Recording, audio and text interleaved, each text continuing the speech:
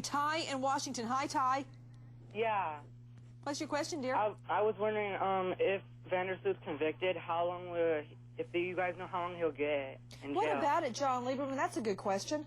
An excellent question. If he gets murder or aiding and abetting murder, it could be life. But if he gets something like helping to dispose of a body, it's only 6 months in Aruba. Nancy, one thing, the significance of this videotape is the reopening of the investigation, but also the fact that they've gotten to serve 2 additional search warrants as well, where they're looking at now his hard drive and his computer. And one of your lawyers said, you know, that he thinks that Vandersloot will be rearrested. If that does happen, it will be because of some of this physical evidence that they've gotten because this videotape finally came out.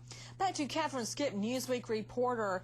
Catherine, thank you for being with us. Did Vandersloot have a history of picking up tourists? Well, between he and his friends, they're always talking about picking up drunk tourists. The one thing going back to the tape is he keeps talking about his fear of them finding the body. I think that's a key piece there, because if he did give her a date rape drug, that's going to show. If there's water in her lungs, that's going to show. At this juncture, there would be no soft tissue left to determine was there water in her lungs, Catherine. But I think you bring up an excellent point. Right. If everything was innocent, Catherine, why would he say, if they find her body, I'm in deep expletive? Exactly. I think that's one of the things that he just keeps going back to about finding the body. If they find the body with my sperm in it. You know, so there's something there that I think they need to look into a lot further. Patricia Saunders, I've seen it a million times on the stand when a defendant is so reckless or arrogant to take the stand and endure cross-examination. You find a storyline which is based partially in truth, but then it weaves in and out. Whenever the story starts looking bad for the defendant, they change those facts and they'll hop back into the truth. What is that phenomena? Well, in the exorcism rituals of the Catholic Church, one of the tenets is that the devil always mixes truth and lies. Part of it is the way that the psychopath wants you to see it, and the other is, oops, I'm getting close to the truth, I'm going to change it. To Jug Twitty, Natalie's stepfather. Jug, what now? What do we do now? We sit back and pray and cross our fingers that the Reuben people will step up. I mean, I'm surprised that as much money as he's cost that island down there, he and his father, how they even let him stay on the island, it amazes me. I just hope somebody will step up besides Jossie Mansour. He seems to be the only one who has any guts down there. Jug, remember at the beginning when we were all burned in effigy down on Aruba? And now it's all come full circle, and the Aruban people are completely fed up with the whole thing. I hope so.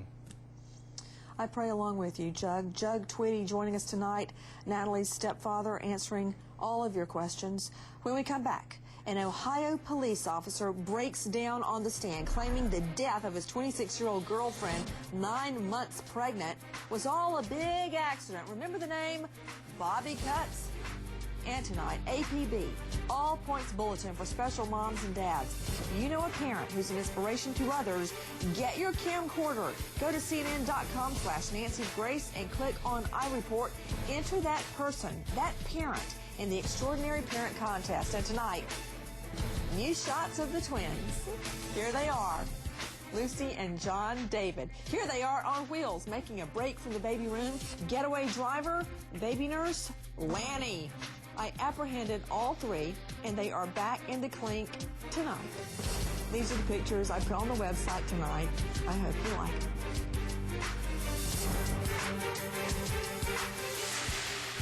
It's stunning that 48 hours into Natalie's disappearance, I was asked by an Aruban detective if Natalie has a history of seizures or epilepsy.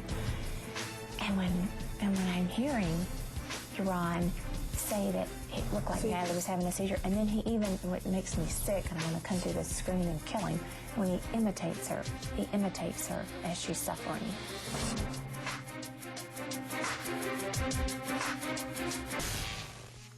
I pulled my arm, and I threw my elbow back. And it came.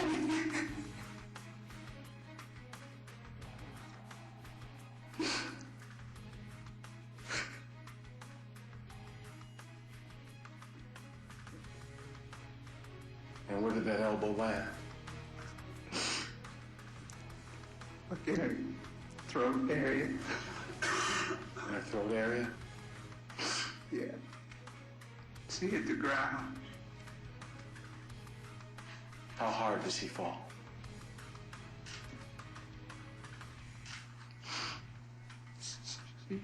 She fell pretty hard.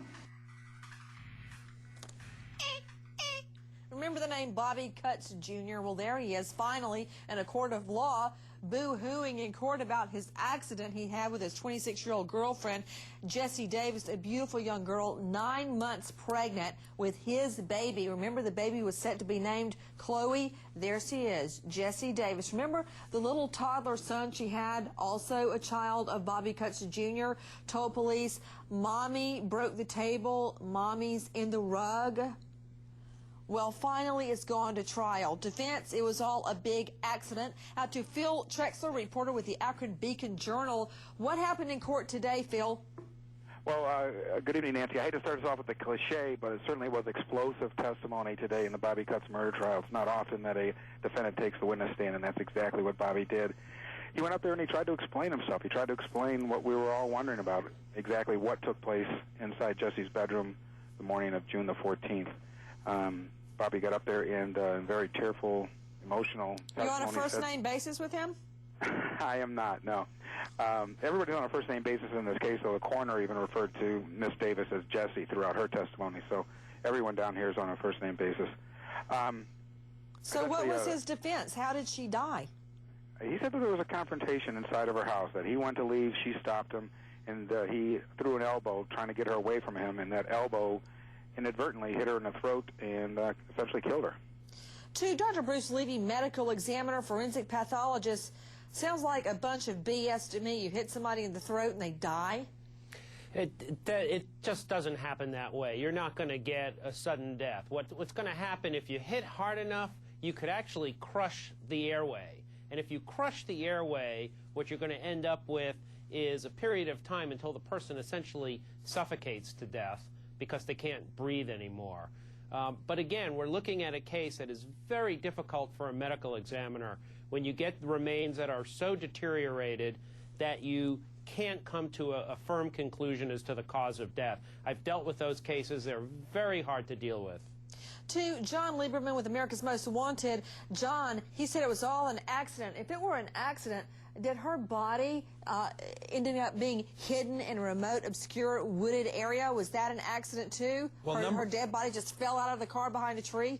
Great point, Nancy. I mean, number one, he didn't have an answer to the question, why didn't you call 911? And he did admit on the stand today that he wrapped Jessie's body in a comforter, took it down the stairs, put it in the back of the truck, and then panicked. He went to a friend's house to pick up his friend, and then he did admit dumping the body and then leading police to it as well. Out to the lawyers, Susan Moss, Michael Mazzarello, Ray Giudice. Susan Moss, it's all a big accident, and then he sat on the location of her body for weeks on end while it deteriorated? That's no accident? Cutts is a putz. This guy should have taken a deal. He is going to they're just going to massacre this guy. I mean, you know, she's a 9-month pregnant woman, very sympathetic. This jury is not going to like him at all. To the line, Sheba in Illinois. Hi, Sheba. Hi, Nancy. My question is, I'm going to start out with a comment. I don't know how many other children he had, but I think 3. And I think maybe he had asked her to get an abortion or demanded she did, and she didn't do that. And perhaps he killed her because he didn't want to pay any more child support, because his check Well, had that's to be a good point, Sheba. In fact, Elizabeth, let's put up his monthly expenses. They go mostly to child support. And while we wait for that to come up to answer Sheba's question, here we go. Take a look at that. $5,800 a month in earning. $2,800 goes to mortgage and loans, and $1,200 a month in child support for 3 women, 3 separate kids. Ray Giudice, as Phil Trexler with the Akron Beacon Journal said, it's very rare that a defendant takes a stand. There's a reason for that. What would it be? Yeah, it's called cross-examination, and that's always quite painful for we defense lawyers to see our clients crossed by a good, experienced prosecutor. But, Nancy, this trial for the defense is about one thing and one thing only. a verdict of guilt for less than capital murder. That's what this trial is about. If the defense gets a voluntary or an involuntary manslaughter, they're happy. Very quickly, Phil Trexler, what is the maximum Bobby Coates Jr. could face at trial? He can face a death penalty. He's charged with aggravated murder, aggravated burglary, and prosecutors are seeking a death sentence in this case. Michael Mazzarelli, would you have let him take the stand? Well, if there's no other choice, Nancy, me, if I defended him, absolutely not. But like Ray said, the lesser charge is what they're trying to beat, so maybe yes. You're absolutely right about that, trying to get anything less than murder. When we come back, everybody, and we're going to stay on verdict watch with Bobby Coates Jr., a 3-year-old toddler found alone, left wandering one of the busiest malls in St. Louis. Where's Mommy?